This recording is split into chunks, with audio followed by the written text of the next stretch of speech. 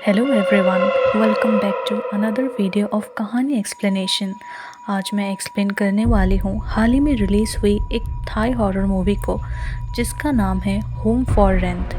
ये मूवी बहुत ही भयानक टेरिफाइंग ट्रू इवेंट्स पे बेस्ड है, डार्क कल्ट है, सेक्रीफाइसेस है और ऐसे ही बहुत सी भयानक चीज़ें हैं, तो आपको देखने में मज़ा आएगा। और हाँ दोस्तों, मैं ये बता दूँ आपको कि हाल ही में मैंने रियल हॉन्टेड प्लेसेस के बारे में अपने वीडियो में कवर किए हैं। अगर आप लोगों ने नहीं देखा है तो जल्दी से जाके देख लीजिए।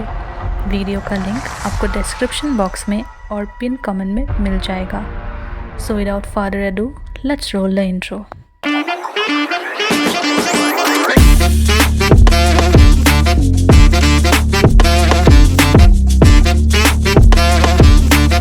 मूवी की शुरुआत होती है और हम मूवी के मेन प्रोटैगनिस्ट निंग को देखते हैं, जो कि एक बिल्डिंग में अपने अपार्टमेंट को चेक करने आती है, जो कि उसने रेंट पर दिया हुआ था।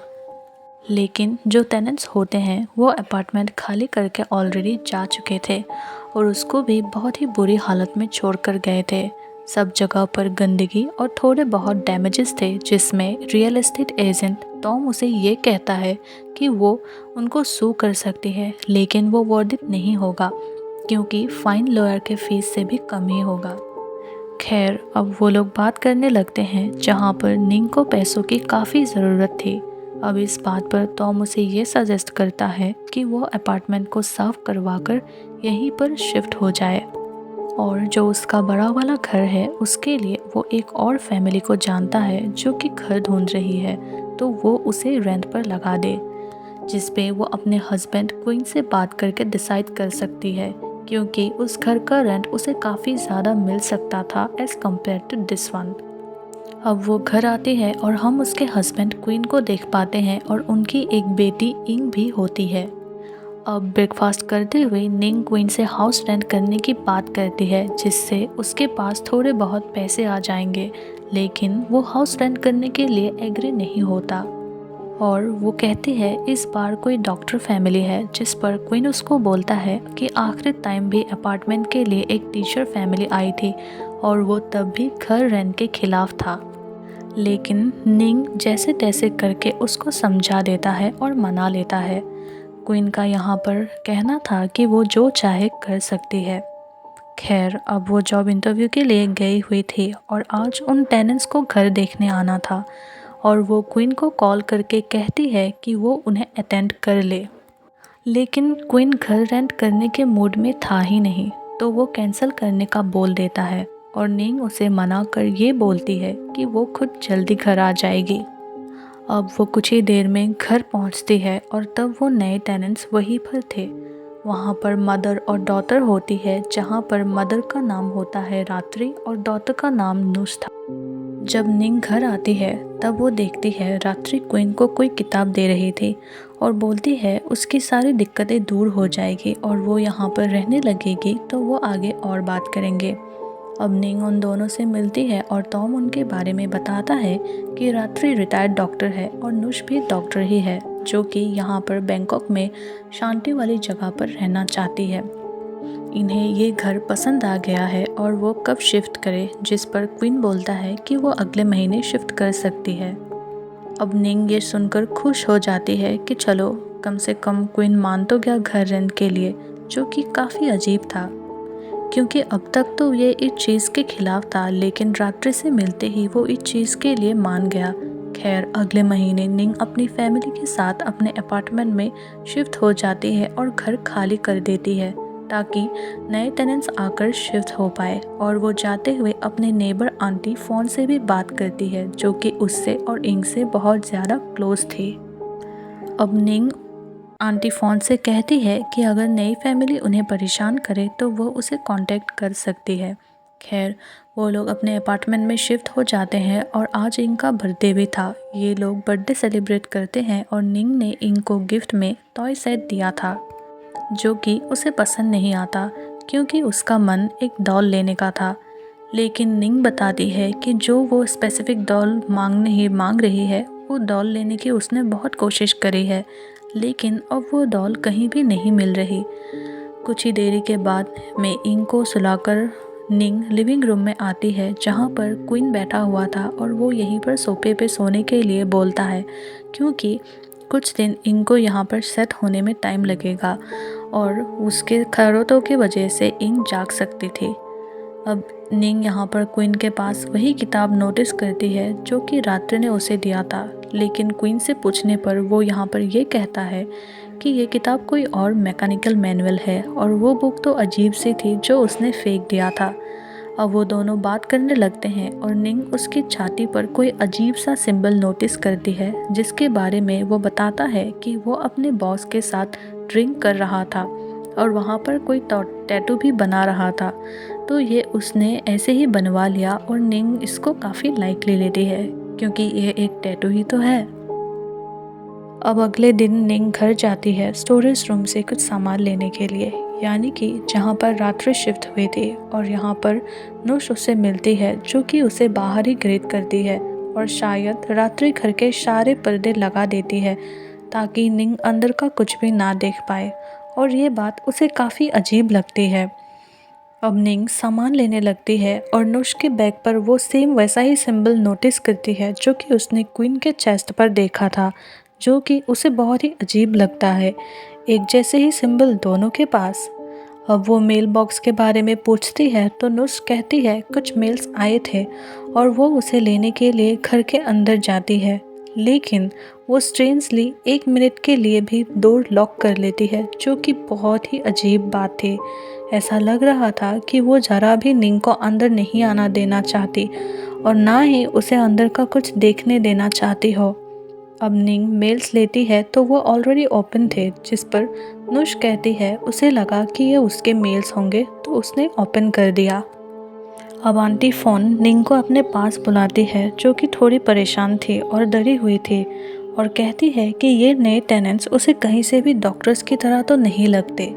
वो लोग दिन भर अपने घर में ही रहते हैं, कभी भी बाहर नहीं जाते, और उनके घर के बाहर रेवन बर्ड्स के फेदर्स लटके हुए हैं जैसे कि वो ब्लैक मैजिक करते हो।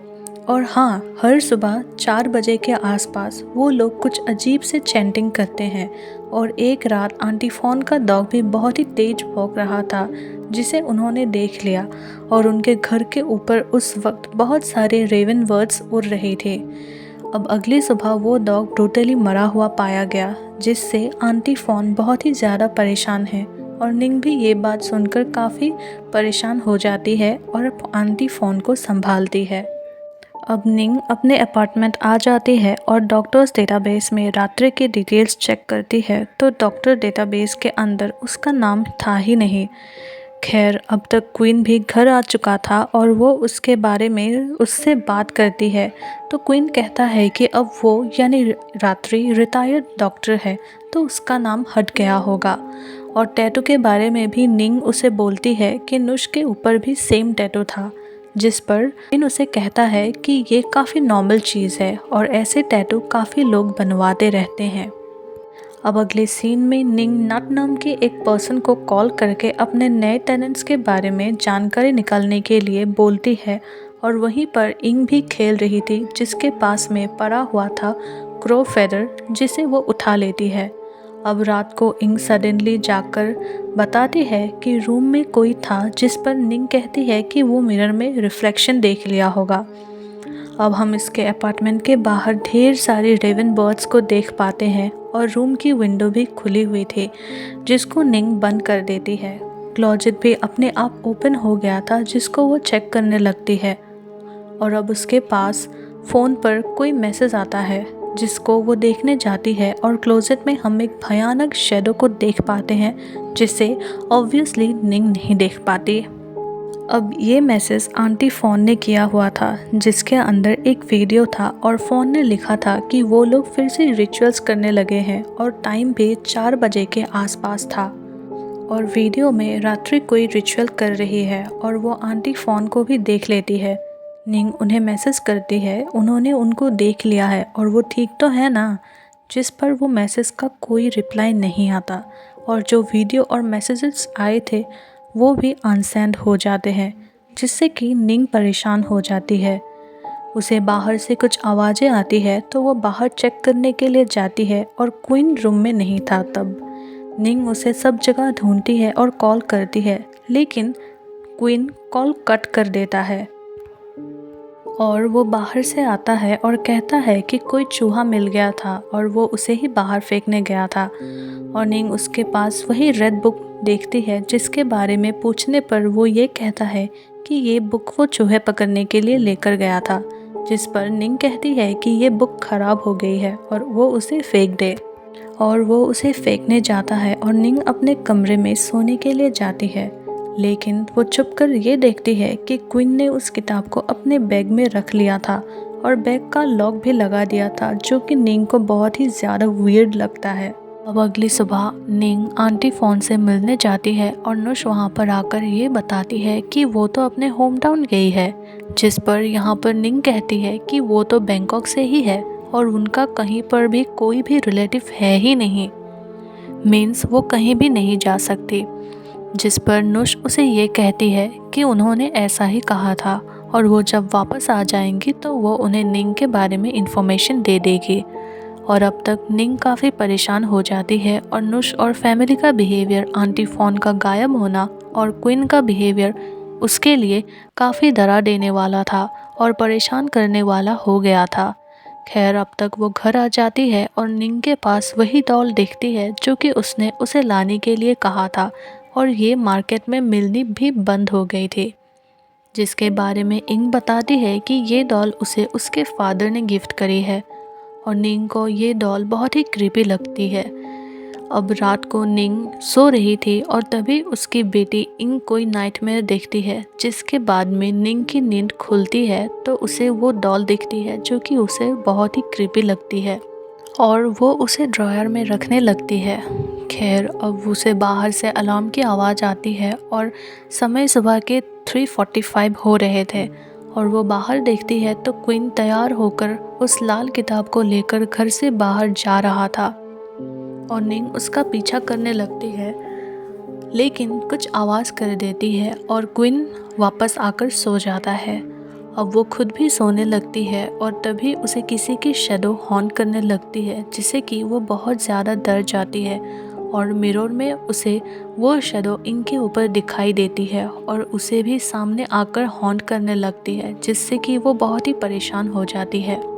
अगली सुबह वो इंग को देखती है जिसकी छाती पर सेम वैसा ही चिंबल आने लगा था जो कि क्वीन और नुश के ऊपर उसने देखा था, जो कि बहुत ही अजीब था। अब वो रात होने का वेट करने लगती है। ठीक 3:45 पर क्वीन का अलार्म फिर से बजने लगता है और वो अपनी लाल किताब लेकर बाहर जाने लगता है और निंग उसका पीछा करने लगती है। वो 8th फ्लोर पर जाता है और निंग भी उसके पीछे पीछे जाने लगती है और यहाँ वहाँ चेक करती है और फिर टेरेस पर जाती है जहाँ पर हज़ारों रेवन बर्ड्स उड़ रही थी और क्वीन उस लाल किताब से देखकर कोई चैंटिंग और रिचुअल कर रहा था और निंग चुपकर ये सब देखने लगती है और वो वीडियो बनाने लगती है, लेकिन कैमरा में उसे वही बच्चे का भूत दिखाई देती है जो कि उसे हॉन्ट करता था और वो भागकर अपार्टमेंट में आ जाती है और वो बहुत ज़्यादा डर चुकी थी। क्वीन भी उसे चेक करने के लिए रूम में आता है, लेकिन वो चुपचाप लेटी रहती है।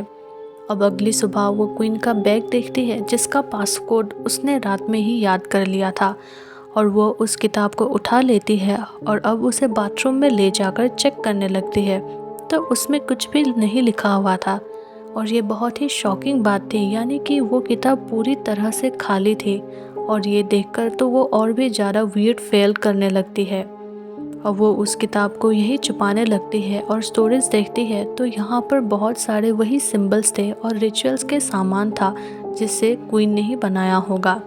अब अगले सीन में वो इंग को उसकी स्कूल से लेने जाती है और ये देखती है कि इंग तो रात्रि के साथ है और वो लाल किताब को पढ़ रही है, जिससे वो बहुत ही ज़्यादा परेशान हो जाती है और उसके पास जाती है, लेकिन इंग गायब थी और अब वो अपने क्लास से बाहर आती है जिसके नेक पर वही सिंबल आने लगा था और अब निंग बहुत ही ज़्यादा परेशान हो गई और उसे रात्रि के बारे में पूछती है, लेकिन वो कहती है कि वो यहाँ पर आई ही नहीं।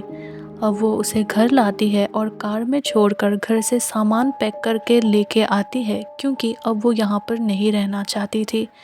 और वो नीचे आती है तो कार में उसे क्वीन भी मिलता है। वो उसे ये कहती है कि वो कल्ट जैसे चीज़ों से दूर रहना चाहती है और उसने इंग के पास रात्रि को देखा था जो कि उसे हर्ट कर सकती है। लेकिन क्वीन ये कहता है कि जब रात्रि इंग के पास आई ही नहीं तो वो उसे कैसे हर्ट कर सकती है, और शॉकिंगली क्वीन रात्रि को मदर बोलने लगा था। खैर, अब वो दोनों बहस करने लगते हैं और वो निंग को थप्पड़ मार देता है और कुछ लोग उसे रोकने आते हैं। इतने में ही वो इंग को लेकर निकल जाती है, यानी कि यहाँ पर चीज़ें काफ़ी ज़्यादा गड़बड़ वाली हो गई थी। अब वो इंग को लेकर अपने मदर के घर जाने लगती है, लेकिन उसकी मदर ये कहती है कि क्वीन भी उन दोनों को ढूंढ रहा है, जिससे कि वो अपने मदर के पास ना जाकर एक होटल में स्टे करती है। यहाँ पर इंग क्वीन के पास जाने की जिद करने लगती है और कहती है कि उसे अपनी डैड की हेल्प करनी है, और निंग उसे ये पूछती है कि किस चीज़ की मदद करनी है और वो क्या छुपा रही है, लेकिन इंग कुछ भी नहीं बोलती और वो बहुत ही ज़्यादा परेशान हो जाती है। अब अगली सुबह वो इंग को सोता हुआ छोड़कर अपने फ्रेंड नथ से मिलने जाती है, जो कि उसे बताता है कि रात्रि की आईडी नंबर ऑल्टर्ड है और रियल नंबर उसने फिगर आउट किया है और ये आईडी रात्रि की ही है, और यहाँ पर उसका रियल नाम नेफाफोन फोंगथेवा है। हालांकि उसके खिलाफ कोई भी क्रिमिनल केस रजिस्टर्ड नहीं है, लेकिन ये फिशी ज़रूर है कि उसने खुद की आइडेंटिटी फेक करके होम रेंट कर लिया। अब यहाँ पर नथ की गर्लफ्रेंड आ जाती है और निंग उठ के जाने लगती है, और नथ की गर्लफ्रेंड उसे कहती है कि नथ से वो दूर ही रहे, क्योंकि वो उसे पसंद करता है और वो लोग जल्दी ही शादी करने वाले हैं, तो ये ठीक नहीं रहेगा। अब निंग रूम के अंदर आती है तो उसकी बेटी इंग गायब थी, और रूम सर्विस बताती है कि उसके फादर उसे ले गए। अब वो अपार्टमेंट आती है तो इंग कहीं नहीं मिलती, और वो बेड मैट्रेस नोटिस करती है तो उस पर वही सिंबल ब्लड से बना हुआ था। अब वो अपने घर आती है तो रात्रि और नुश घर खाली करके जा चुके थे, और वहाँ उसे वही रिचुअल प्लेस, सिंबल्स और अजीब सी ऑफरिंग्स मिलती है। अब वो टॉम को कॉल करती है और वो उसे पिक करता है और कहता है कि वो लोग फ़ोन नहीं उठा रहे हैं। रास्ते में ही निंग नोटिस कर लेती है कि टॉम के चेस्ट पे भी सेम वैसा ही सिंबल है, और उसके पास भी वही रेड बुक है, यानी कि वो भी इसी कल्ट का हिस्सा है। और अब वो उसे भागने की कोशिश करती है, लेकिन टॉम उसे बेहोश करके एक बैग के अंदर बंद करके रिवर साइड बने एक अकेले घर में ले जाता है, और अब उसका भी अलार्म रिंग होता है 3:45 पर। और अब कहानी फ्लैशबैक में जाती है 11 साल पहले, जहां पर हम देखते हैं क्वीन को अपनी बेटी जा के साथ उसी घर में रहा करता था, और उसकी वाइफ उन दोनों को छोड़कर काफ़ी टाइम पहले ही जा चुकी थी। दोनों फादर डॉटर एक दूसरे से बहुत प्यार करते थे, और जा को क्वीन वही डॉल गिफ्ट करता है जो कि उसने इंग को किया था, और ये सेम वही डॉल है। मीन्स वो जा की ही थी जिस पर उसका नाम भी लिखा हुआ था, जिसे क्वीन ने इंग को देने से पहले ही मिटा दिया। अब एक दिन जा तैयार हो रही होती है और शावर लेने जाती है, और तब गीज़र ब्लास्ट होने के कारण वो ख़त्म हो जाती है, और अपनी बेटी को खोकर क्वीन एकदम से टूट जाता है। वो महीनों से पागल सा डिप्रेस्ड होकर घर पर पड़ा रहता है, और उस डॉल को अपनी बेटी जा मानकर उससे ही बात करता रहता है। अब एक दिन निंग नाम की एक इंश्योरेंस सेलर आंटी फोन का घर ढूंढते हुए उसके पास आती है, और उन दोनों के बीच बातें होती है, और एक दूसरे से प्यार करने लगते हैं और शादी भी कर लेते हैं।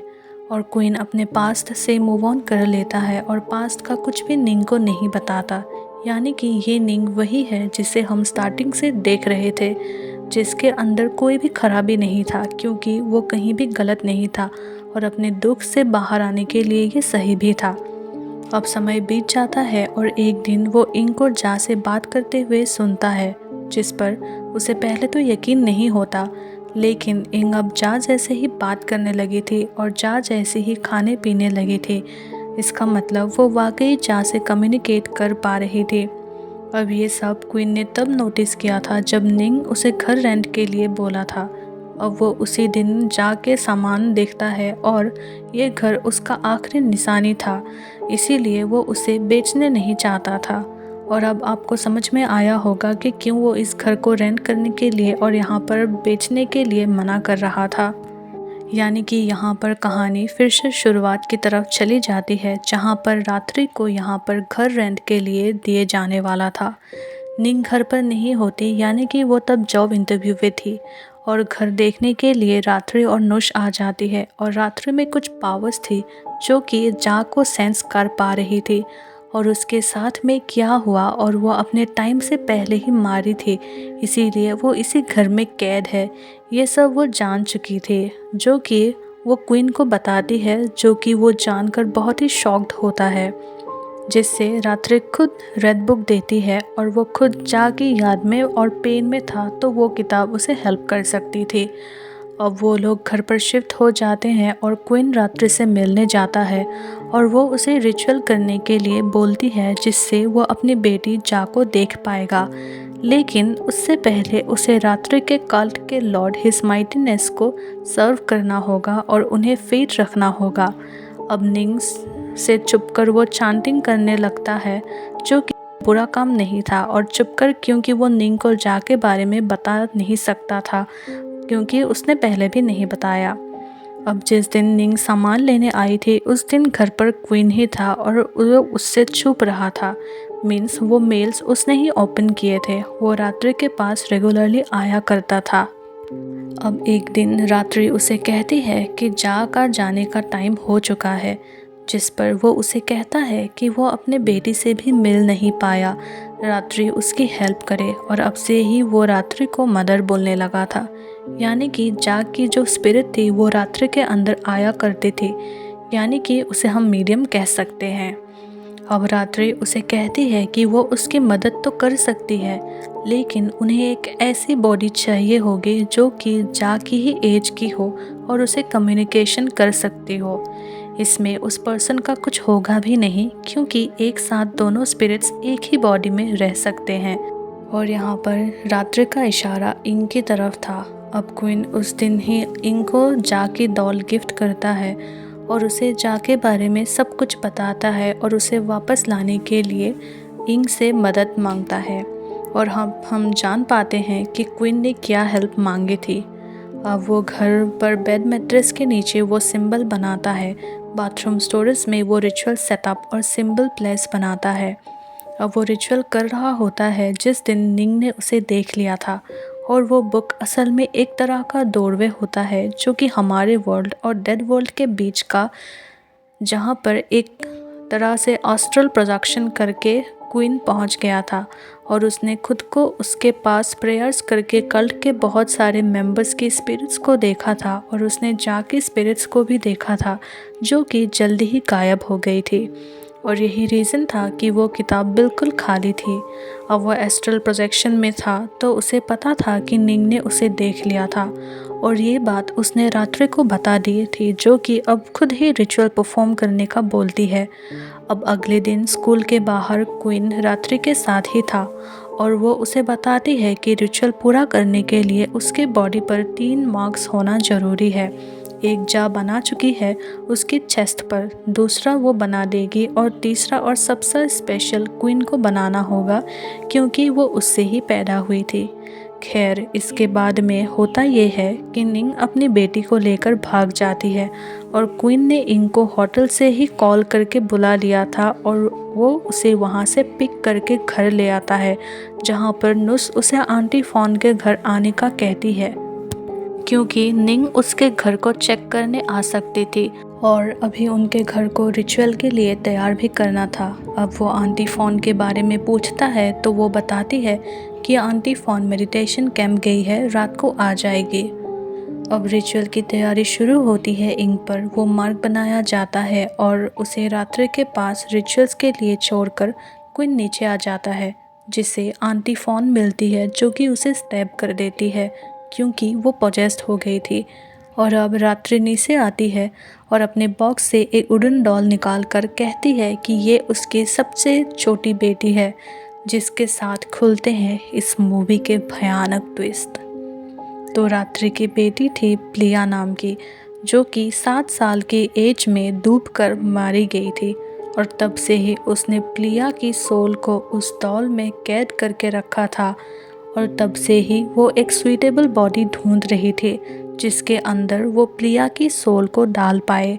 और ये प्लानिंग इस घर से शुरू नहीं हुई थी बल्कि 4 महीने पहले से ही इंग पर नज़र रखी हुई थी और टॉम उसका ही साथी था। इनफैक्ट उस अपार्टमेंट को ख़राब करना ताकि निंग वहाँ पर रहे एज कोई उसको रेंट पर लेगा नहीं, ऐसी हालत में कोई भी वहाँ नहीं आने वाला था, ये सब भी टॉम ने ही किया था। फिर ये वाला घर लेना, यहाँ पर शिफ्ट होना, क्वीन को फंसाना, ये सब प्लान 4 महीने से ही चल रहा था। और उस दिन वो इंग को स्कूल पर भी मिली थी जहाँ पर उसने इंग को क्लियरवॉयंस ट्रैवल करके भी दिखाया था जिसके अंदर बॉडी से दूर अलग यादों और अलग वर्ल्ड में ट्रैवल किया जा सकता था।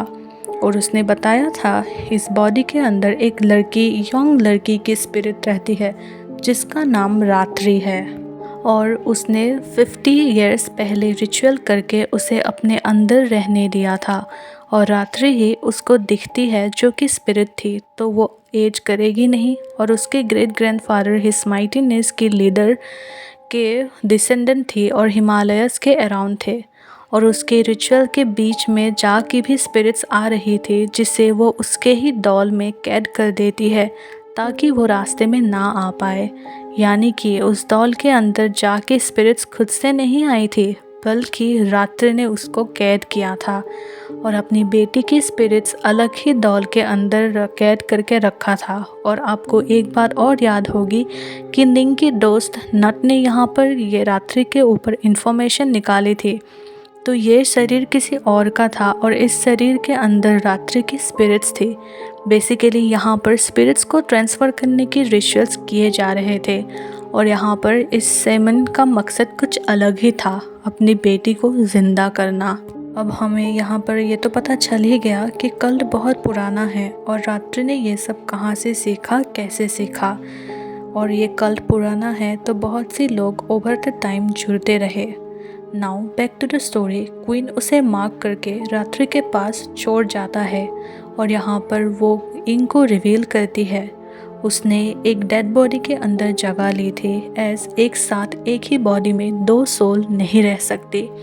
ये उसने पहले अपने प्लान के लिए झूठ बोला था, यानी कि एक स्पिरिट अंदर रहेगी और दूसरी स्पिरिट मारी जाती है। और वो ये भी रिवील कर देती है कि बॉडी किसी और का है जिस पर रात्रि के स्पिरिट्स ने कब्जा किया हुआ है। अब कहानी प्रेजेंट टाइम में आ जाती है जहाँ पर क्वीन घायल है और आंटी फ़ोन को ख़त्म कर दिया गया है। जी हाँ, वो यहाँ पर जिंदा नहीं थी और वो कहीं पर भी नहीं गई, उनको तो मार दिया गया। अब प्लिया के स्पिरिट्स को इनके अंदर डालने का रिचुअल शुरू होता है और क्वीन उसे बचाने की एक और कोशिश करता है और ऊपर जाता है, यानी कि वो यहाँ पर अपनी गलती सुधारना चाहता है, लेकिन नुश उसे घायल कर देती है। अब हम निंग को देखते हैं जिसे बैग से निकालकर टॉम ठिकाने लगाने वाला था, लेकिन निंग यहाँ पर चुप जाती है और उसे ही ख़त्म करके घर आ जाती है और ब्लास्ट करके रिचुअल्स डिस्टर्ब करने की कोशिश करती है। अब वो रूम में आ जाती है जहाँ पर रात्रि रिचुअल कर रही थी और प्लिया की सोल उस डॉल से इंग के बॉडी में आने लगी थी और उसे रोकने के लिए निंग रात्रि पर अटैक करती है, लेकिन यहाँ पर मौजूद काल्ट मेंबर्स की जो स्पिरिट्स होती है उसे रोकती है और अब वो उस डॉल को पीट पीट कर तोड़ देती है जिसके अंदर प्लिया की सोल थी और वो स्पिरिट निकलकर उस पर अटैक करती है और फिर गायब हो जाती है। निंग यहाँ पर अपनी बेटी की बॉडी को लेकर भागती है और रात्रि उसका पीछा करके बोलती है कि अब वो इंग नहीं है बल्कि रिचुअल पूरा हो चुका है और वो प्लिया मेरी बेटी है। लेकिन अब रूफ टूटकर उनके ऊपर गिर जाती है। अब सिर्फ रात्रि होश में थी और वो देखती है इंग उठकर नुश को ख़त्म कर देती है और रात्रि को भी ख़त्म कर देती है। लेकिन क्यों? तो असल में मरते हुए क्वीन ने उस डॉल के अंदर जा को देख लिया था। जी हाँ, उसने उस डॉल को मार्क कर दिया जिससे फाइनली उसकी ही स्पिरिट्स इनके अंदर आ गई, ना कि प्लिया की। यानी कि क्वीन ने यहाँ पर पूरा रिचुअल ही पलट दिया।